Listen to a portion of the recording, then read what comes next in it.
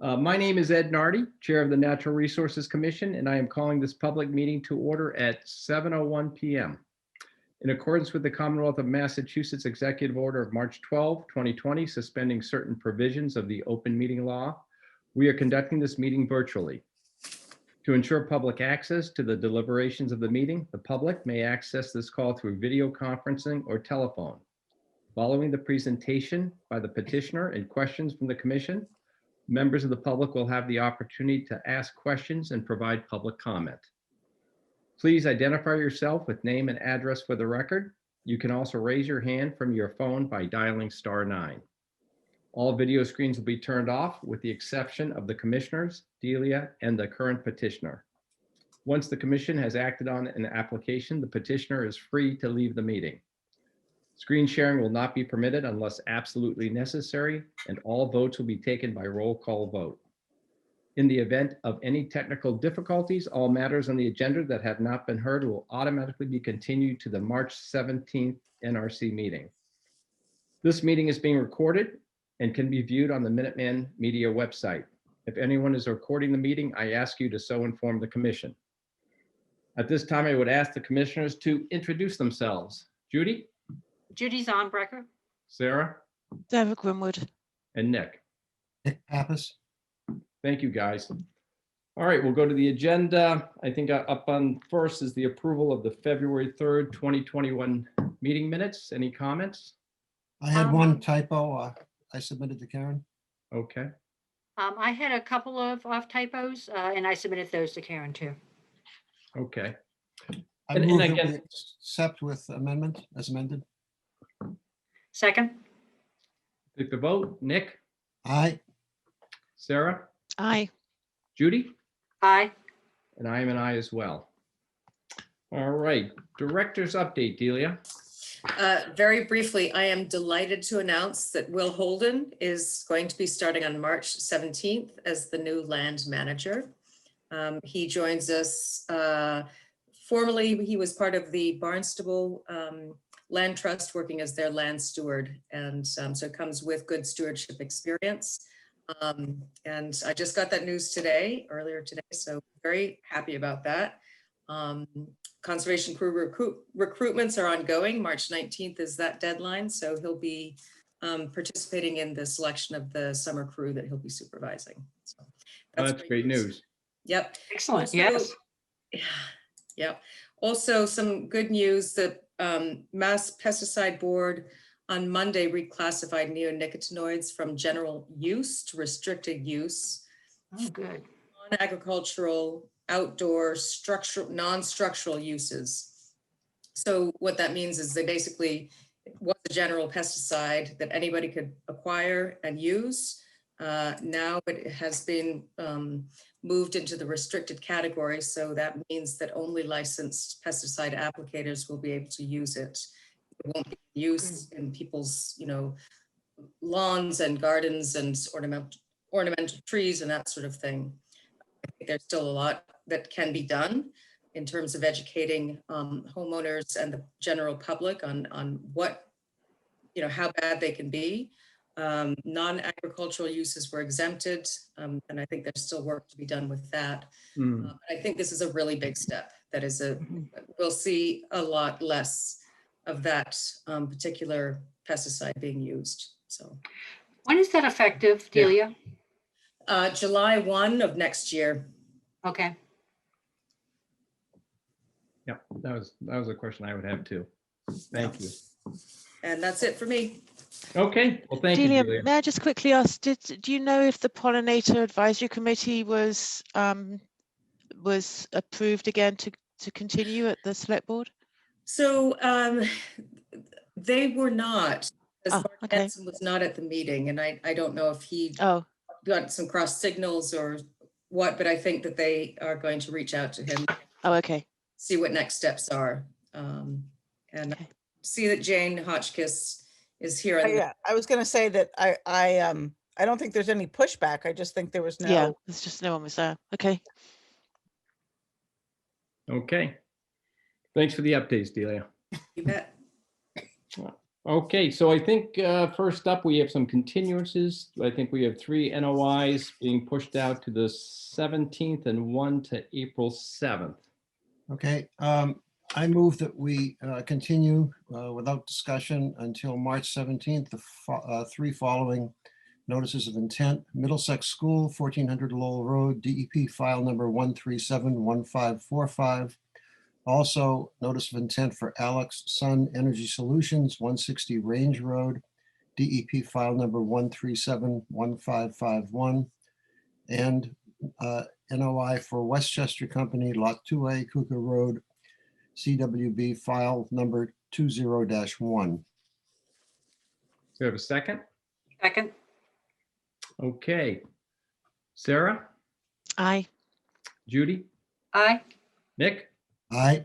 No, I am an aye as well. Okay, we also have one continuance to April 7th without discussion.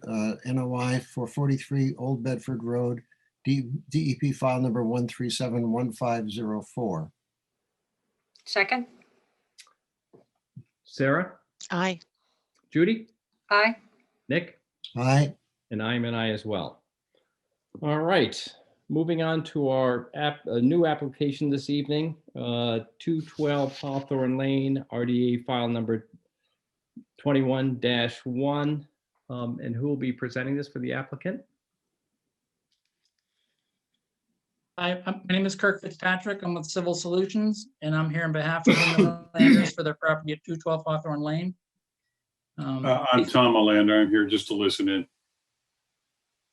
Okay, So basically what we have proposed before you is a sewage disposal system upgrade design for the existing 4-bedroom house. Currently, it's got a tank out behind the stone patio area, and that leads to a leach field that kind of runs parallel to the back of the house behind the area that's labeled slab foundation. And it was determined that that existing leaching area is in the water table. So we went out and conducted some soils testing throughout the backyard. We also tried the front yard outside the 100-foot buffer zone, but the water table was actually higher in the front yard than it was in the backyard. It would have created an extensive bump right in the middle of the front yard in front of the house and directed water back towards the house. So basically what we have proposed is to come out to a new 1,500-gallon 2-compartment septic tank. That's going to feed a 1,000-gallon pump chamber, and that's going to pump the liquid up to a proposed leaching area comprised of the Presby Enviro septic, which provides some enhanced treatment. The system is over 75 feet from the edge of the wetlands, and the limit of the fill is outside the 50-foot buffer zone. I'd be happy to answer any questions the commission may have. any comments from the commissioners? No. No, it looks pretty straight away. And this has been approved by the Board of Health, is that correct? Yes, it has been approved. They actually issued the permit this morning. Okay, great, thank you. Any public comment on this application? Okay, well, hearing none. And I think it was revised later this afternoon. Yes. I move that we issue a negative determination of applicability, number 2 and number 3, with the following conditions. 1, a pre-construction site visit shall be held with the DNR staff and the contractor to review erosion controls and limit of work. Trying to get my computer to, so I can take a look at the revision. Sure. I'm sorry, I don't think I can do this because it's, Do you want me to send it to you? actually, the problem is that I can't because the, you have screen share and I cannot. Okay, Get let me off stop it. that. Okay, great, thank you. You're welcome. There we go. Now I can get to the email. Okay, so I had, and number 2, stockpiling shall occur outside the 50-foot no build zone. Number 3, the applicant shall plant 2 native dogwood trees or other native trees to replace the 2 trees to be removed. And 4, after the project has been completed, the applicant shall submit a letter to the NIC stating that all work has been conducted in accordance with all conditions of this determination of applicability. Any changes from the RDA shall be described. Second, Thank you, Nick. And the vote, Judy, Aye. Sarah, Aye. Nick, aye. and I am an I as well. Thank you, guys. Great, thank you. Have a good Good night. luck. You too. May I ask a question? Yes, of course. This is Tom speaking. I'm not sure I quite understood Judy's preamble. Does this mean, we know, for example, that we need to have a series of more inspections. We have already made plans for the installation, or the replacement, I should say, of trees. But our intention was actually to list for sale tomorrow. So I thought I heard the word negative there. That's a good thing. It's a good thing. Yeah. Yes, that means Okay. that you. Then I'm that you all don't set. need- Okay. Good. It's all Thank good. you all very much for doing this with such alacrity. You're welcome. Good luck. Take Again, care. have a good night. Kirk, thank you, buddy. You're welcome. Have a good night. So long, everybody. Okay, so now we have, I think the next item up is an extension request for 48 Upland Road, DEP file number 137-1102. I think this is on the heels of many continuing extensions. Delia, you'd have to remind us that it's maybe 10 or 11 years at this juncture. I think we talked about this maybe initially a meeting or two ago, and then I think it was tabled based on the kind of drafting off the governor's, order where he told certain permits. And I think, as I understand the issue, Delia, you can correct me, is that I guess to take the conservative route, since it's a governor's order and not an act, as the previous permit extension act was, that maybe the most conservative route is to seek an additional extension here. That is what the applicant is requesting, and Lisa Bergman is the applicant, and she is on the call. If you want to give a little, update to the commission, Lisa? Hi, good evening. I'm Lisa Bergman. So as the commission requested last time I submitted the request, I did speak with my attorney again, and then spoke with somebody who, another attorney who is much more familiar with the votes and acts that have occurred over the past year during the pandemic. So the governor's order is applicable to the state permit, which is the Wetlands Protection Act portion of the order of conditions, but the governor's order does not apply to the town bylaw, wetlands bylaw. For that, we refer to the state legislature. The permit is told until the expiration of the emergency. So there is some time that's bought, but it does create two different expiration dates for the permit under the operation of law. And that's not really the problem. The problem is that unless we get 30 days notice of the emergency being lifted, I would be hard pressed to apply for an extension.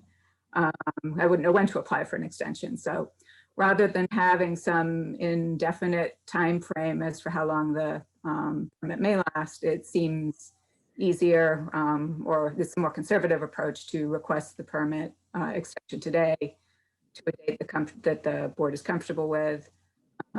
And that way I don't have to chase the clock or continue to submit requests for extensions, trying to beat the 30-day time clock. Understood. Understood. Just as a point of clarification, the original governor's order that applied solely to the state permits was amended early in the pandemic to apply to local permits as well. I understand the concern, Lisa, that you might have about, the time clock and everything else, but the governor's order has been amended to apply to both state and local laws. Okay. Well, the attorney I spoke to said it's an issue, and what he's advising his clients to do is to act cautiously, apply early, and just avoid any potential problems in the future. But Understood. I appreciate you're trying to find ways to make this work, because clearly if people could just, use some common sense and apply the governor's orders and the emergency orders that have occurred, it'd be a lot easier. So I do request that the board issue an extension to the permit. And I think based on our last discussion, I think it was the sense of the board, given that this was perhaps a third or fourth extension, that we were looking at a 1-year extension at this juncture, which I think would, Delia, based on our discussion, would take it out to March 5th of next year, 2022. Correct. So the Okay. commission would vote on it tonight, but the permits are physically issued on the Friday following a meeting. So it would be March 5th that it would be valid for 1 year. So to March 5th, 2022. And just to clarify, I believe that it's the project would want to be ideally completed within that time frame. And of course, if you're if you're close, the commission will obviously work with you on perhaps a shorter extension in the future, but certainly we'd like to see the project move forward under a 1-year extension. Understood. Okay, thank you, Lisa. Thank you. Commissioners have any other comments in regard to the extension here? Okay. Any comment from the public in regard to the extension? Okay, hearing none, we'll take a vote to, if I could have a motion on this. I move that we grant a 1-year extension for 48 Upland Road, DEP file 1371102. Second. Thank you, Sarah. And the vote, Judy? Aye. Nick? Aye. Sarah? Aye. Excuse me. Thank you, Nick. Aye. And I am an aye as well. Thank you very much. Thank you, Lisa. Have a nice evening. Yeah, good luck with your Bye. project. Thank you. Okay, I think we have a close an issue for I believe the project we heard last week. Okay, I make a motion that we close an issue, order of conditions for Town of Concord, 10X, 11A, and 47 Old Bedford Road, DEP file 1371554, with findings A, B, C, and D, standard conditions 1 through 19, and special conditions 20 through 47. We have a second. Second. Thank you, Sarah. And the vote, Nick, Aye. Sarah, Aye. Judy, Aye. and I am an aye as well. Okay, and we have next up is a COC. A very old one in the Yeah. center table. Yeah. Yeah, 523. Yeah. So the property is being sold, which is, Karen does send out reminder letters to prior applicants. Their orders have expired, but a lot of times we don't see them until it comes to the property being sold, which is when the cloud comes up on the title. So it's good for you to issue a COC on. Okay. I make a motion that we issue a certificate of compliance for 451 Strawberry Hill Road, DEP file 137-523. Thank you, Nick. And the vote, Sarah, Aye. Nick, Aye. Judy, Aye. and I am an aye as well. And I believe with that, I believe we're going to hold on the discussion of the 50-foot no build policy. I think we'd like to have the full commission here for that discussion. So we'll table it until next meeting. And I believe with that, I'd be looking for a motion to adjourn. Move to adjourn after a 20-minute meeting. Whew. Well, it'll catch up with us sooner or later. Yes. We'll take the vote. Judy, Aye. Sarah, Aye. and Nick, Aye. and I am an aye as well. Thank you all, guys. Appreciate it. Thank Good See you you. in 2 weeks. Yeah, Have we'll a see good you Bye. soon. Have a good evening. Nice job. Bye. You too. Have a nice evening, care. everyone. Bye.